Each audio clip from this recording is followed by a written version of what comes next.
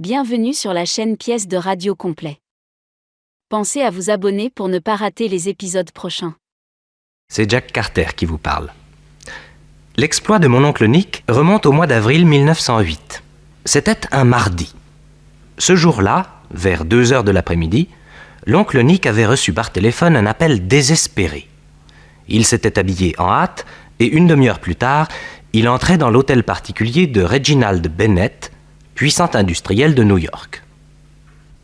Bonjour. Je voudrais parler à Madame Bennett. De la part de qui? Nick Carter. Si monsieur veut bien me suivre. En prie.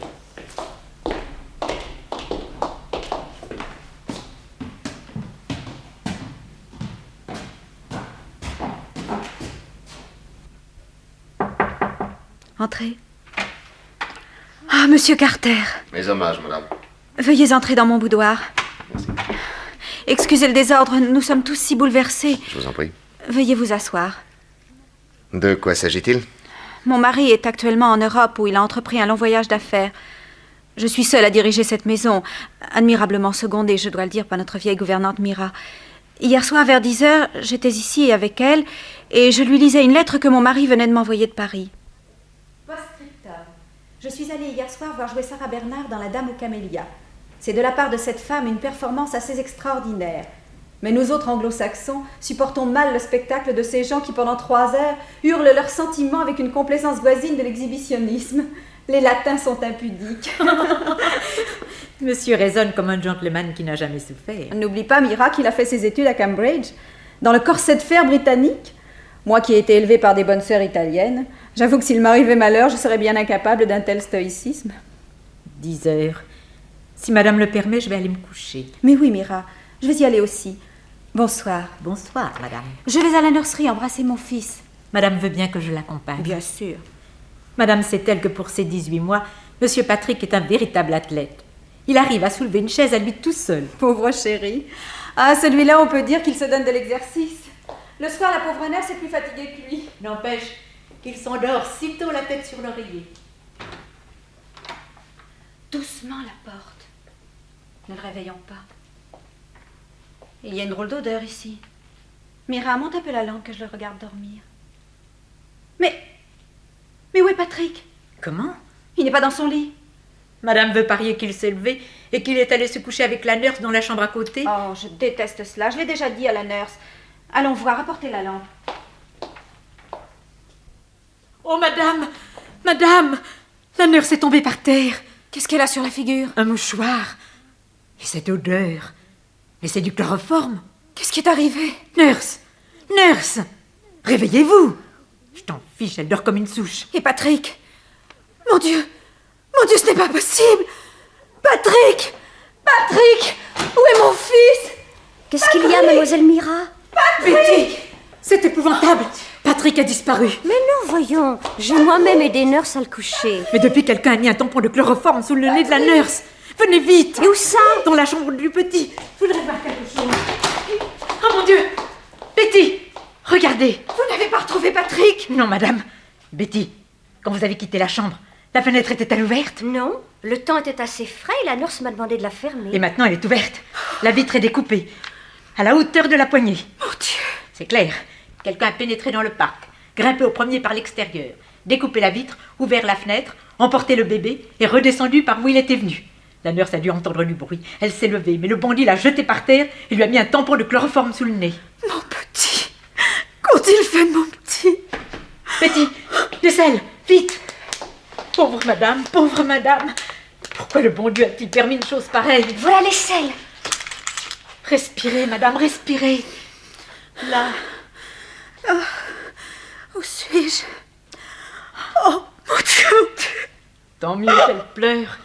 Ça va lui faire du bien. Oh, mademoiselle Mira, Quoi non? il y a un papier sur le lit de Patrick. Faites voir. Donnez-moi ce papier.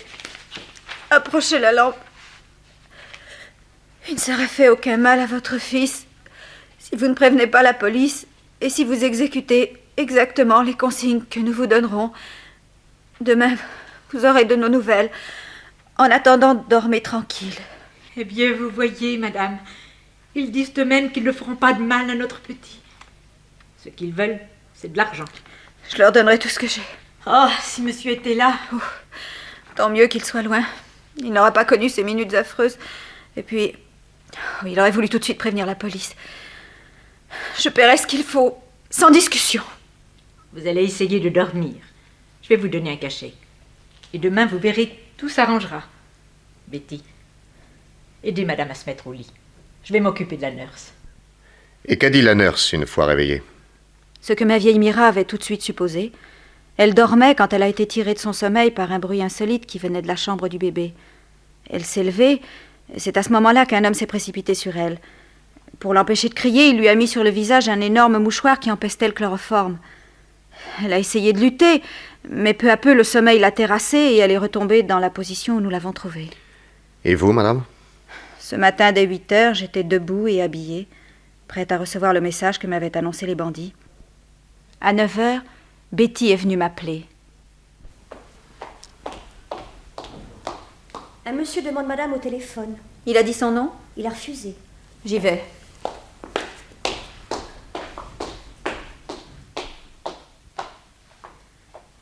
Allô, j'écoute? Allô, Madame Bennett? Oui? Je vous téléphone au sujet de la disparition de votre fils. Il vous sera rendu à midi, contre 100 000 $. 100 000 $? Ne marchandez pas, vous avez les moyens. Il faut que j'aille à la banque. Je vais même y aller avec vous. Qu'est-ce que vous dites? Vous allez prendre votre carnet de chèques et vous diriger vers la banque. La Guarantee Trust, je crois. Oui? En cours de route, je vous rattraperai. Et nous irons tous les deux toucher l'argent. Et à midi, le petit vous sera rendu. Compris? Oui. Surtout, pas un mot à la police.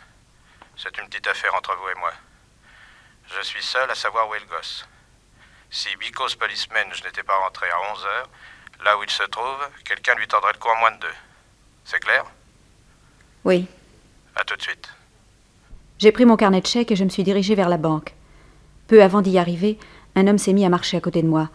Il avait une serviette de cuir sous le bras.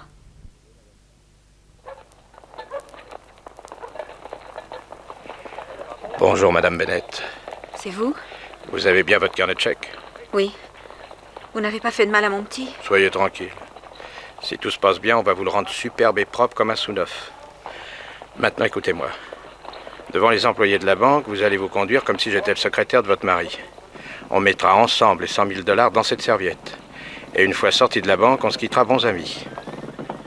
Oui, j'ai des confrères qui demandent une rançon et ils se font toujours poisser parce qu'on a relevé les numéros des billets. Moi, je vais avec vous et je prends les bifetons directement du producteur au consommateur. Je ne laisse à personne le temps de relever les numéros. Le tout, hein? C'était d'y penser. Vous ignorez peut-être qu'actuellement mon mari n'est pas en Amérique. Il m'a laissé de l'argent pour les dépenses courantes. Si vous me prenez ces 100 000 $, il ne restera plus rien. Oh bah ça alors, ma petite dame, hein, je m'en fous éperdument. Vous avez des amis, vous prêtons tout le fric que vous voudrez. Tiens, nous voilà à la banque.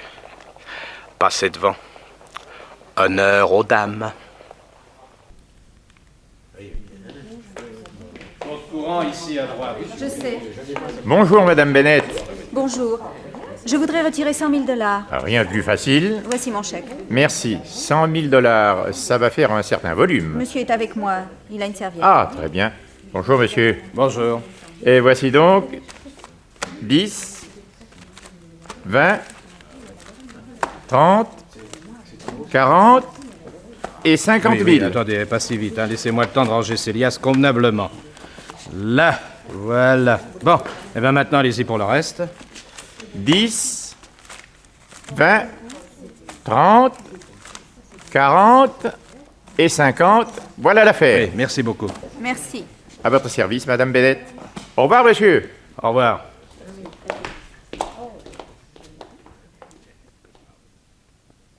Nous sommes sortis de la banque et cet homme m'a quitté en me disant qu'à midi, quelqu'un me ramènerait mon fils.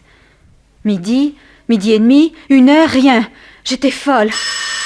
Tout à coup, le téléphone sonne. Je me précipite. Allô? Madame Bennett? Oui?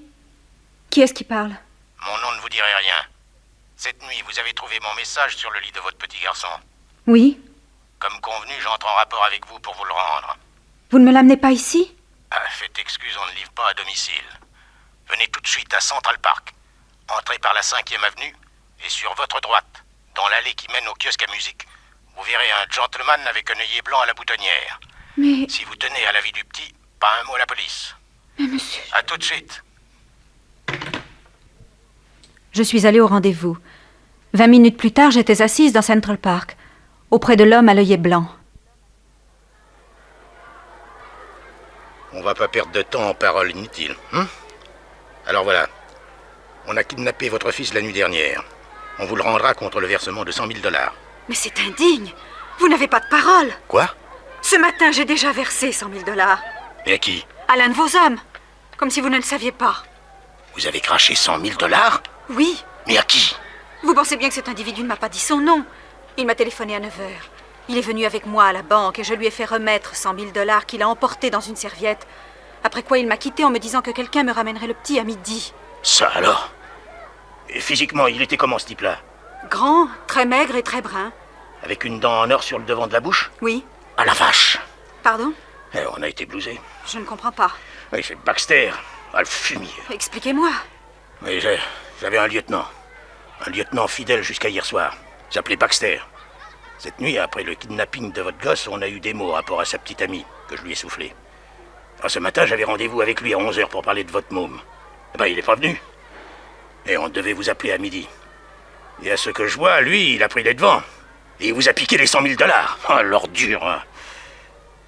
Seulement, il y a un seulement. C'est pas lui qui a le môme. C'est moi. Alors? Alors, si vous voulez que je vous le rende, il va falloir me donner à moi aussi 100 000 $. Mais je ne les ai plus. Oh, je suis tranquille.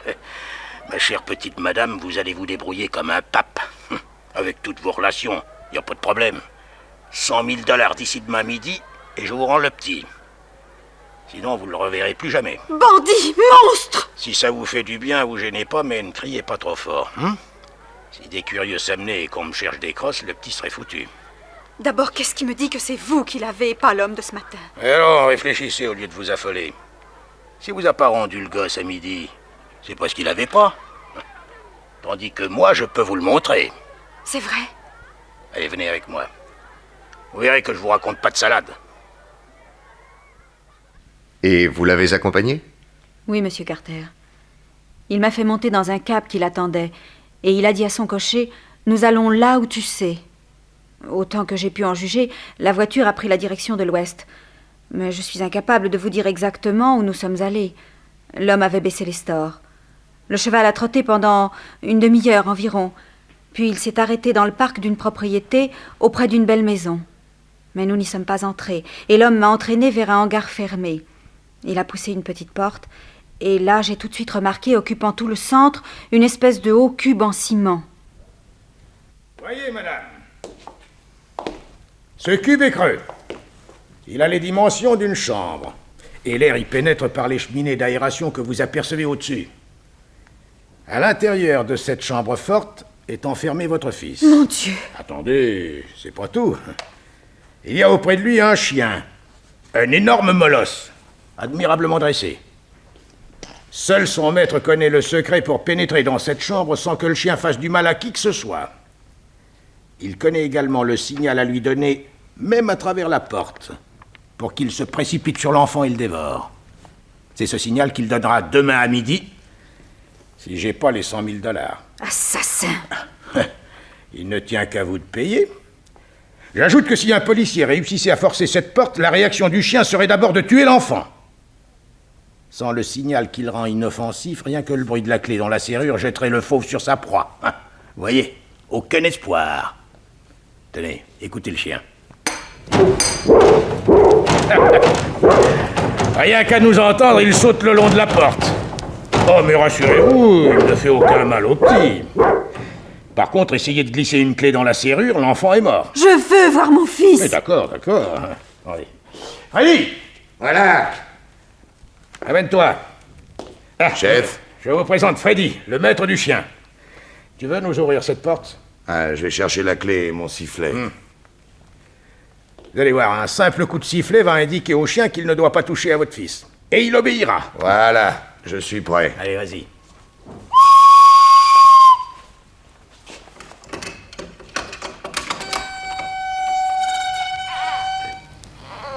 Mon chéri! N'entrez pas! Voyez, nous avons donné des jouets au petit. Il n'a pas peur du chien. Allez, Freddy, tu peux refermer. Laissez-moi l'embrasser. Non! Allez, toi, ferme la porte, vite.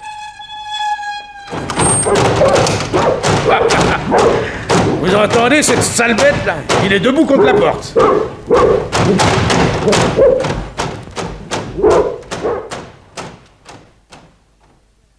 Et voilà, Monsieur Carter. Le gardien est reparti ranger sa clé et son sifflet. Puis on m'a reconduite en voiture jusqu'à Central Park. Le son de ce sifflet était-il grave ou aigu? Grave.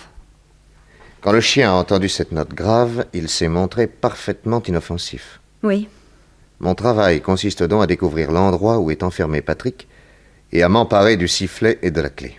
Mais si un autre que le maître se sert du sifflet, le chien n'obéira peut-être pas. Ça m'étonnerait.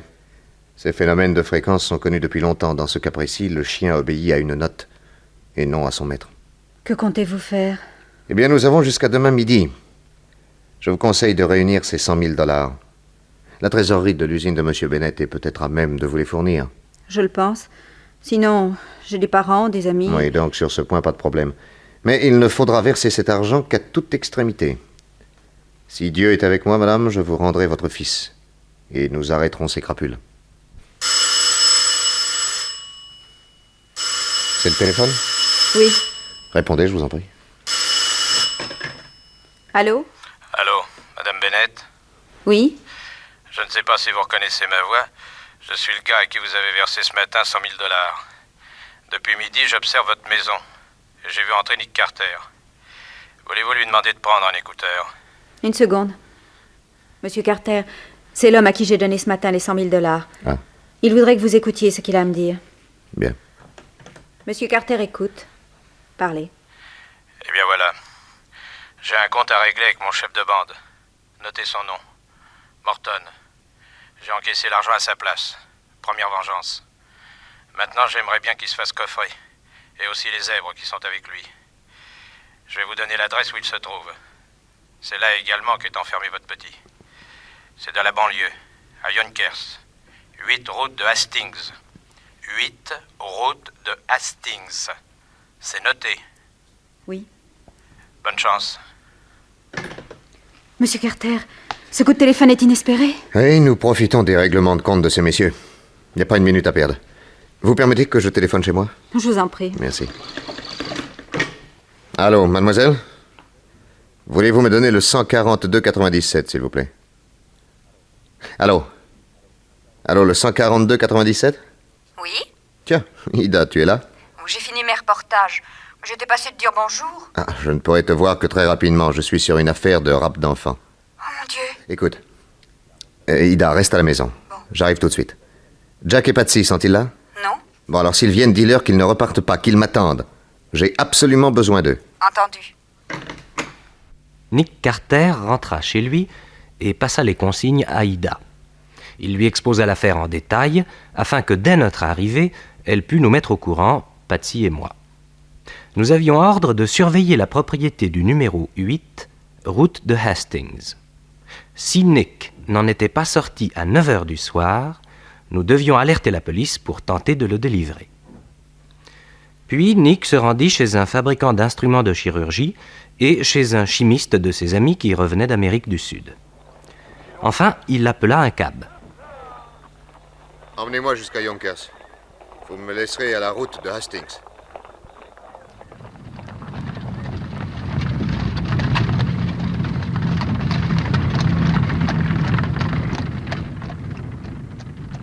La nuit était venue. Nick Carter fit le tour de la propriété, puis il sauta le mur.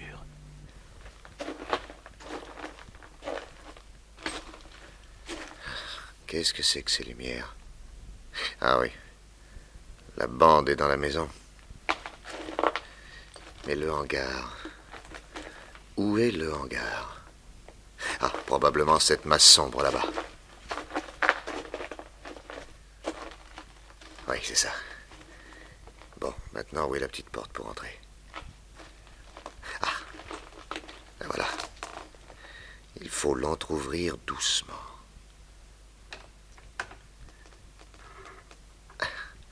Heureusement, l'intérieur est éclairé.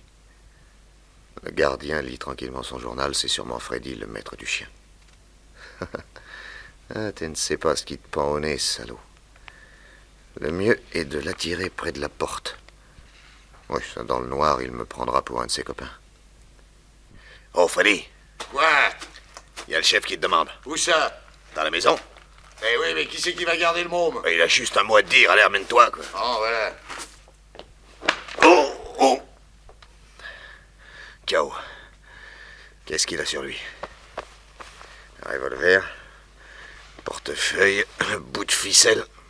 Mais rien d'autre. Mais où a-t-il pu fiche la clé et le sifflet? Dans son chapeau. Non.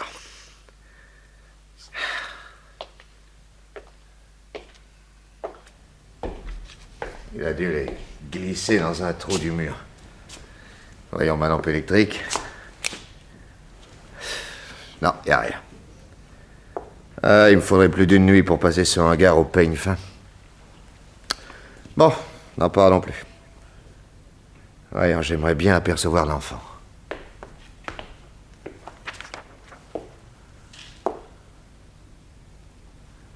Peut-être par le trou de la serrure. Ouais, il y a de la lumière à l'intérieur, je vois le gosse. Allons, bon, voilà le chien maintenant. Ah, sacré caveau. Bah, il se dresse le long de la porte avec son poitrail. Il bouche le trou de la serrure. Ah, tu n'aboieras plus longtemps, sale bête. Hein. Tu sauras que Nick Carter a toujours le dernier mot. Oh les mains! Oh les mains, j'ai dit! Allez, vous autres, fouillez-le. Qui es-tu? Un flic, probablement. Ah, tu veux pas répondre? Eh ben, on saura bien te faire parler. Oh, regardez, chef, derrière la porte. Il a assommé Freddy. Ah, salaud! Hein. Tu vas nous payer ça. Mais dites donc, chef, ce type-là, on le connaît. C'est vrai. J'ai l'impression d'avoir vu sa bouille quelque part. Mais attendez. C'est Nick Carter. Mais oui! Tu es Nick Carter, n'est-ce pas? Alors, t'as perdu ta langue? Allez, passez-moi son portefeuille. Il n'y en a pas. Pas de papier. Ah, monsieur est prudent quand il va dans le monde. Allez, emmenez-le à la maison. Descendez-le au sous-sol et enfermez-le dans la cellule numéro 1. J'irai le voir tout à l'heure. Bien, chef. Bon, allez, maintenant, occupons-nous de Freddy. Oh. Ah, il revient, lui, chef. Oh là là. Eh ben, il a reçu un drôle d'oignon. Oh, mais qu'est-ce qui m'est arrivé? Ah, chef, vous êtes là. Alors, ça va mieux? Où il est, le type qui m'a sauté dessus? T'en fais pas, on est arrivé à temps pour le cueillir. Tu sais qui c'est? Ah non? Mais il cogne dur. Hein? Dis un nom. Oh, me fais pas chercher, j'ai mal à la tête. Nick Carter. Nick Carter? Oh, ça alors? Alors, tout malin qu'il est, il est venu se foutre dans la gueule du loup, hein? Chef, faut se méfier qu'il se taille pas. Hein? Oh, n'aie pas peur. Hein? Bon Dieu! Ma clé, mon sifflet! Oh, pourvu qu'il les ait pas trouvés. Attendez, je vais voir. Non, les voilà. Ils étaient bien planqués. Encore une veine que le Nick Carter, il ait pas mis la main dessus. Oh la vache! Oh, j'ai les reins en compote, moi. Tu vas pouvoir tenir la garde cette nuit? Ouais, faudra bien. Non, je dis ça rapport au chien. Vous en faites pas, chef. J'en ai vu d'autres. Bon, allez, à tout à l'heure, Freddy. Allez, tu viens, Bill? On retourne à la maison. Voilà. Oh, dis donc. Vise ce clair de lune. On y voit comme en plein jour. Oh, chef, là-bas, il y a une ombre qui a bougé. Tu crois? Ouais. Un gars qui vient de se planquer derrière les fusains, j'en suis sûr. Encore un curieux qui aurait sauté le mur? Je parie que c'est le lieutenant Nick Carter. J'ai déjà eu affaire à eux, ils travaillent jamais l'un sans l'autre. Bon, écoute, promenons-nous dans le parc en parlant de n'importe quoi. Qu'il croit qu'on ne l'a pas vu. Ouais. On passe tout à côté du fusain où il est planqué. Et quand je crie « hop », on lui saute dessus. Ok. Allez, viens. D'accord.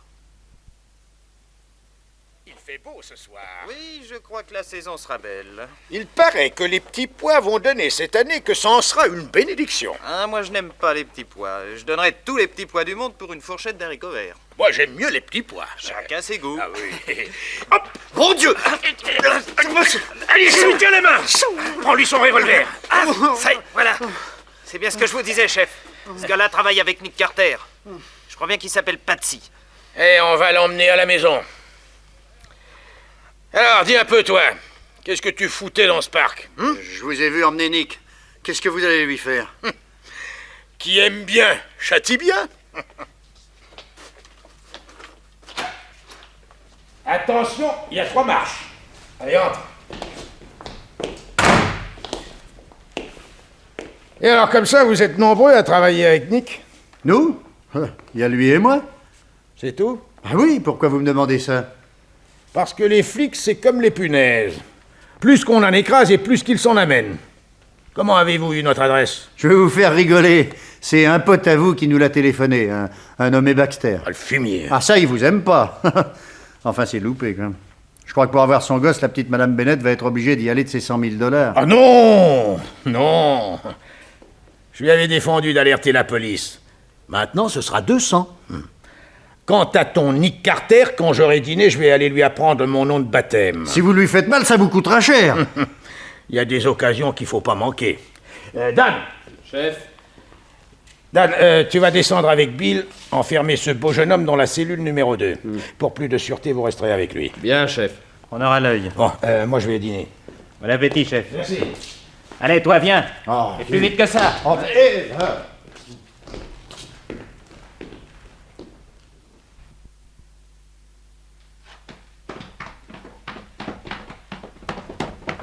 Et là, doucement, doucement.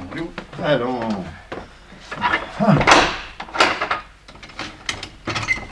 Oh, c'est gentil.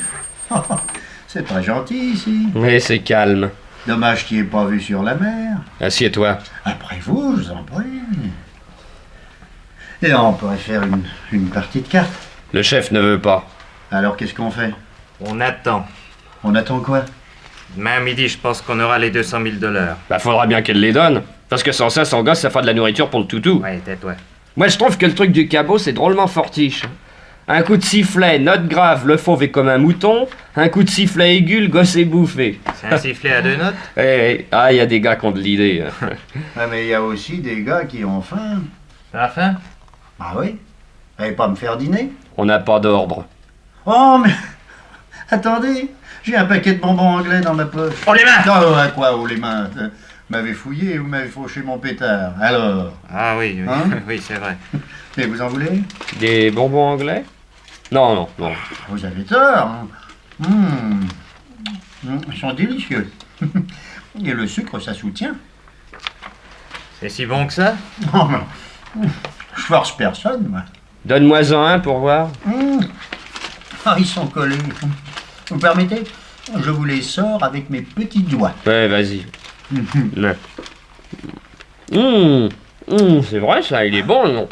Allez, passe-moi un que j'essaie. Voilà, voilà. Mais... Ah oui, là, c'est pas mauvais. Tiens, redonne-moi-en un. Et voilà. Moi aussi. Mais dis donc, dis donc. Il va plus m'en rester, Eh moi. ben, on t'en rachètera. D'accord. Ah, je suis crevé. Mon mieux, on se tape des drôles de journées, hein. Fonctionnaire dans un commissariat. Mon rêve. Ah oui, mais tu gagnerais pas ce qu'on gagne. Oh, que j'ai sommeil. Oh là là là, ce que j'ai sommeil. Ouais, aussi. Dis donc, Dan, tu vas avoir l'œil sur le gars le temps que je pique un petit roupillon.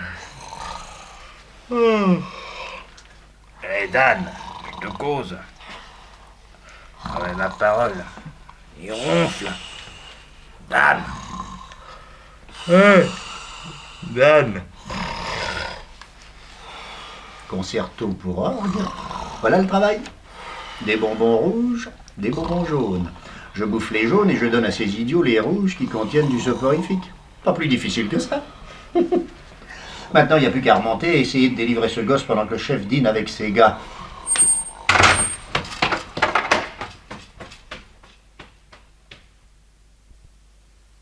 En longeant le mur, derrière les fusains, on pourra pas me voir. Patsy, Patsy, Jack, viens te cacher près de moi. Mais oui, qu'est-ce que tu fais ici? J'ai sauté le mur. Pour attendre les événements, il vaut mieux être à l'intérieur qu'à l'extérieur. Au moins, on voit ce qui se passe. Ida t'a mis au courant? Ouais. Où est Nick? Tous les deux, on a été poissés. On nous a mis en cellule, mais moi, j'ai réussi à m'évader. Pourvu qu'il lui fasse pas de mal. Ils sont avec lui? Pour le moment, il dîne. J'ai envie d'aller téléphoner à la police. Attends, quelle heure est-il? 8h30. Nick a dit pas avant 9h. Tu sais, quand il a un coup dur, il a horreur d'être délivré par la police. Attendons 9h. D'ici là, qu'est-ce qu'on fait? On saute sur Freddy, l'homme au chien, et on lui fauche sa clé et son sifflet. D'accord. Il n'y a qu'à s'approcher en douce de la petite porte du hangar. Viens.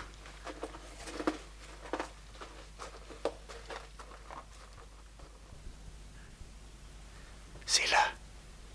Entrouvre la porte doucement. Hein? Qu'est-ce que tu vois? Le gardien sort de la chambre forte. Il a dû donner à manger aux petits et aux chiens. Il referme la porte à clé. Il vient par ici. Il va passer devant la porte. On ouvre et on saute dessus. D'accord. Ah, il a son compte. Tu l'as pas tué? J'espère que non. Fouille-le vite. Voilà. La clé et le sifflet. Formidable. Maintenant, il n'y a plus qu'à s'en servir. Ah, mais attention, pas de blague. Et quoi donc? J'ai entendu les gars. Oui. Il paraît que le sifflet donne 2 notes, une grave et une aiguë. La note grave rend le chien inoffensif, mais il paraît que s'il entend la note aiguë, il va se jeter sur le gosse. Faudrait pas se tromper. Il n'y a qu'à essayer. Oui, mais dehors. Ah non, t'es pas fou pour alerter toute la bande. Si j'essayais ici, tout doucement. Tiens, regarde, il y a 2 trous. À quoi ils servent? Ah, je sais pas. Il faut probablement boucher l'un des 2 avec le doigt. Et si ce machin-là a été truqué? Ah, tu crois? Oui, je me méfie, moi. Tu vois que ça donne un son grave quand on souffle doucement, et puis tout de suite après, un son aigu quand on souffle fort. Tu crois sauver le gosse et tu l'assassines. Ah, je veux pas courir ce risque-là. Ben, moi non plus. C'est tout de même rageant d'être si près du but, d'avoir ce truc-là dans les mains et de pas oser s'en servir. Ah, téléphonons tout de suite à la police. Oui, pourvu que le gardien soit pas mort. Parce qu'après, pour libérer le gosse... Oh les mains! Oh mon Dieu! Ah, tu as endormi tes gardiens, hein, salopard! Et ce gars-là, qui c'est? Allez, désarmez-le et fouillez-le. Regardez, chef, ils ont la clé et le sifflet. Allez, donnez-moi ça tout de suite. Donnez-moi ça! Qu'est-ce qui se passe? La police, sauf qui peut, la propriété est fermée, on est foutus. Ah, les salauds! Ils mourront peut-être, mais ils auront pas le gosse. Assassin! Ah, et maintenant, le chien bouffe le gosse. Voilà ce que vous avez gagné. Ordure! Allez, oh, les mains là-dedans. Allez, va, Chimon. Allez, les menottes, vite. Est-ce que je m'en fous? Le gosse est mort. Jacques, oui. Où est Nick? Dans la maison, au sous-sol, cellule numéro 1. Allez le délivrer, vite. McCluskey, mais qui est-ce qui vous a prévenu? Ben, un certain Baxter qui nous a téléphoné. Il trouvait plus prudent qu'on aille donner un coup de main à Nick, et il avait raison. Dégueulasse. Ah, malheureusement, vous êtes arrivé trop tard. Le gosse est mort. Le chien s'est jeté dessus. Il ne reste plus qu'à ouvrir. C'est leur chef qui a la clé. Allez, donne. Méfiez-vous. En ouvrant que le chien vous saute pas dessus. Mais je l'aurais abattu avant. C'est curieux, le chien n'aboie pas. Oh! Il est mort! Et le gosse est vivant! Voilà Nick. Nick, un miracle. Le coup de sifflet aigu. Au lieu de dévorer le gosse, le chien est mort. Non, il était mort avant, c'est moi qui l'ai tué. Toi? Oui, sitôt arrivé. J'étais à peu près sûr qu'il me serait impossible de trouver la clé et le sifflet. Aussi, avant de venir, ai-je acheté une longue aiguille de chirurgien. Et je l'ai enduite de curare donnée par mon ami Chadwick, le chimiste, qui revient d'Amérique du Sud. Mais... Il n'y avait qu'un moyen d'atteindre le chien. Quand il m'a entendu, il s'est dressé debout contre la porte. Je lui ai piqué le poitrail à travers le trou de la serrure. Il est tombé raide. Puis, messieurs les kidnappeurs sont arrivés. Heureusement, ils n'ont pas remarqué l'aiguille que j'avais jetée. Bravo, Nick. Vous voici vainqueur une fois de plus. Oui, mais je suis quand même bien content que vous soyez venu, Mac. Il ne restait plus qu'à rendre cet enfant à sa mère. Maintenant, un petit tuyau. Oui, quoi donc? Baxter habite la 85e rue Est, numéro 12. 14e étage, droite. Allez donc faire un tour chez lui. Il a peut-être pas encore dépensé les 100 000 $. Et puis, soyez gentil. Dites-lui que c'est moi qui vous ai donné son adresse.